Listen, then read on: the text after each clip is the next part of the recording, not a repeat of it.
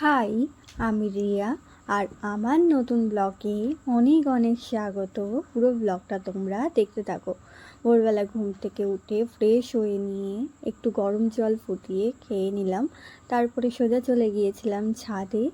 সূর্যোদয়ের এক অপূর্ব দৃশ্য দেখলাম। তারপরে একটু যোগা, তার সাথে শরীরচর্চা একটু সেরে নেওয়ার পর একটু প্রকৃতির ভোরের আলো, একটু ঠান্ডা বাতাস যা শরীরকে আরও সুস্থ করে তোলে।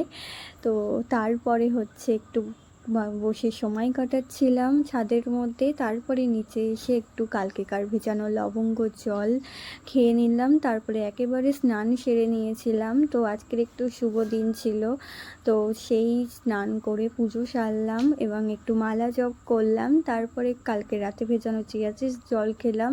তারপরে এদিকে মাও কাজে যাওয়ার জন্য উঠেছিল, চা মুড়ি খেতে খেতে কী ভাবছিল জানি না। পরে আমিও একটু হালকা টিফিন করে নিলাম। তারপরে ভাই বোন চলে গিয়েছিলো স্কুলে, আর এইদিকে আমি রান্নাও বসিয়ে দিয়েছিলাম। আর তারপরে একটু রেডিও হয়েছিলাম, মেকআপ হয়ে গেছে পুরোপুরি, শুধু ড্রেসটা চেঞ্জ করব। তো কোথায় যাচ্ছি সেটা হচ্ছে, আমার একটা কাজের শ্যুট রয়েছে, তো সোজা চলে গিয়েছিলাম রেডি হয়ে সেখানে।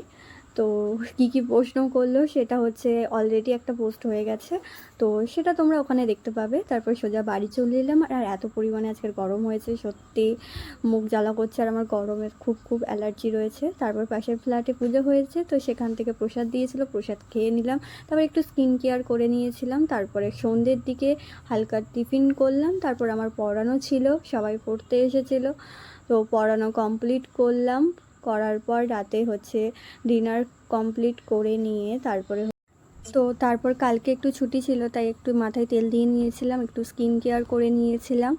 আর তারপরে শেষে হাসি মজা আড্ডা দিয়ে কাটলো। তো আজকে এই পর্যন্ত, আবার একটা নিউ ব্লগ নিয়ে আসবো।